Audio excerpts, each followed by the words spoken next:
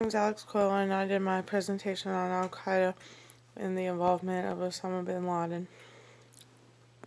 First, what is Al Qaeda? Qaeda in Arabic means the base of operation, in other words, foundation or a method. In 1987, a Sunni Muslim radical activist named Abdullah Azam called for an Al Qaeda. He was looking for independent, strong-willed men to help set an example for Islamic world and all of its believers against its oppressors. Al Qaeda and Osama bin Laden. Osama, during this time in charge, was able to build an Al Qaeda in Afghanistan eventually, where he recruited many military men and formed military links among Islamic military groups. He started in Saudi Arabia and eventually ended up in Afghanistan. And by then, this group was so strong and powerful that it functioned more like a venture capital firm. They were funded, they had connections through various contacts, and they had expert advice from the supporting military groups and other individuals who followed them. Although this specific group in Afghanistan was destroyed after the capture of Osama bin Laden, and most of his followers have been arrested, killed, or simply got away, there is no longer a central group for Islamic militancy. Meanwhile, Al-Qaedism is still growing rapidly through its followers, including anti-Western, anti-Zionist, and anti-Semitic groups who are still linked and believe in Osama bin Laden and others who follow his idea.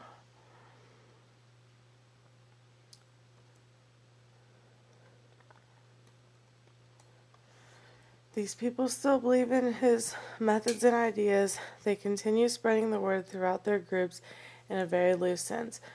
Today it is also known as Jedi International because they didn't want to call it Al Qaeda anymore, and the Israeli intelligence services preferred this name. Although their main leader, Osama bin Laden, is now captured and dead, they still find ways to keep ties, and they still recruit new people. Nonetheless, Osama bin Laden still played the most significant role in the movement to effectively exploit modern mass communications.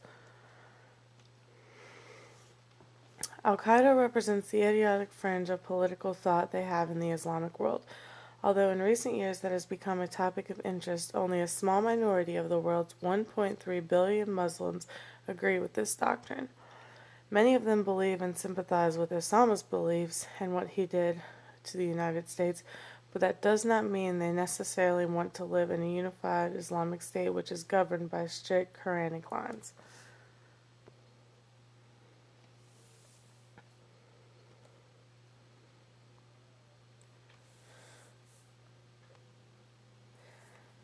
Many now say that Islam is a solution, but there is still disagreement over what the solution actually is and how they plan to achieve it.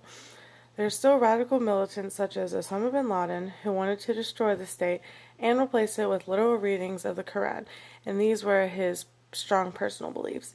There are still political Islamists that has a view towards promoting a greater social justice system and outflanking the remaining powerful regimes.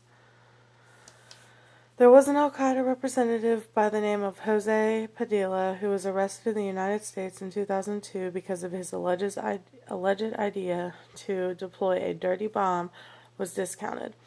In fact, it came back as being more of an aspiration rather than a practical plan. There are more than 100 countries in which have the access to this radioactive material. It is not lethal enough to cause serious harm, and it also requires serious sophistication and a lot of time and energy to build a bomb like this.